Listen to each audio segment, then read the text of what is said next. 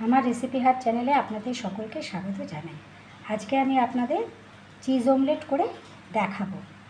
তার জন্য আমি এখানে কিছুটা টমেটো কুচি নিয়েছি, দুটো কাঁচা লঙ্কা কুচি নিয়েছি, একটা ছোট পেঁয়াজ কুচি নিয়েছি, আর কিছুটা গাজর স্ক্যাপারে খুব ঝিরিঝিরি করে কেটে নিয়েছি যাতে অমলেটটা করার সময় এটা সিদ্ধ হয়ে যায়। আর এখানে ডিম সিদ্ধ কুচি করে নিয়েছি, আর এখানে ধনেপাতা কুচি নিয়েছি, টমেটো কুচি নিয়েছি, আর নিয়েছি দুটো ডিম আর একটা চিজ কিউব নিয়েছি। এবার এই মিশ্রণগুলো আমি ডিমের সাথে ভালো করে মিশিয়ে নেব। আমি এই দুটো ডিমের মধ্যে ভেঙে দিচ্ছি।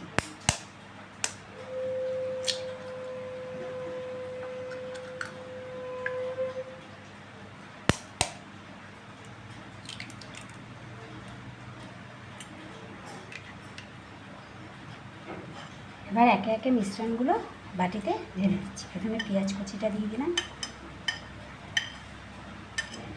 লঙ্কা কুচিটা দিলাম, গাজর কুচিটা দিলাম, সিদ্ধ ডিমটা দিয়ে দিলাম, ধনেপাতা কুচিটা দিয়ে দিলাম, টমেটো কুচিটা দিয়ে দিলাম।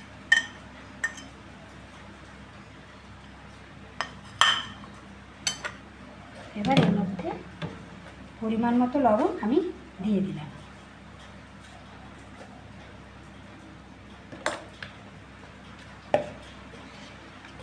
সামান্য একটু হলুদ দিয়ে দিলাম, গোলমরিচের গুঁড়ো দিয়ে দিলাম।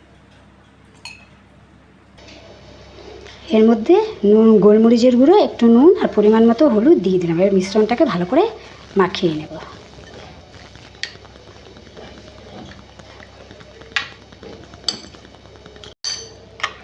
এবার আমি অমলেটটাকে ভেজে নেব। দেখুন কড়াইটা গরম হয়ে গেছে। এবার এর মধ্যে আমি রিফাইন তেল দিয়ে দিচ্ছি। অবশ্যই আঁচটা কমিয়ে নিয়েছি, কিন্তু কমিয়ে নিতে হবে।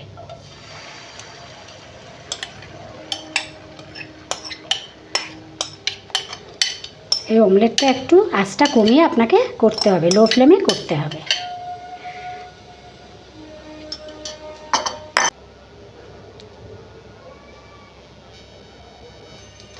দেখুন আমার অমলেটটা রেডি হয়ে গেছে এবং ওগুলো টমেটো যেগুলো দিয়েছিলাম সেগুলো সিদ্ধ হয়ে গেছে। আর এটা কিন্তু করতে 5 থেকে 7 মিনিট আপনার লাগবে এবং এটা লো ফ্লেমে করতে হবে।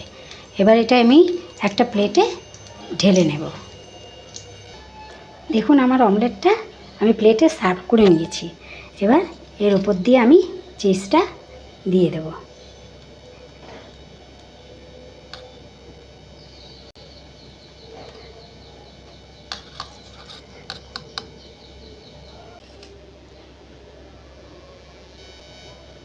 দেখুন আমার চিজ অমলেট তৈরি হয়ে গেছে। এটা কিন্তু বাচ্চাদের জন্য ভীষণ স্বাস্থ্যকর, এটা বড়রাও খেতে পারেন, খুব হেলদি, এবং এটা আপনারা বাড়িতে করে দেখবেন। আর অবশ্যই যদি ভালো লাগে আমাকে কমেন্টে জানাবেন, আর অবশ্যই লাইক এবং সাবস্ক্রাইব করবেন।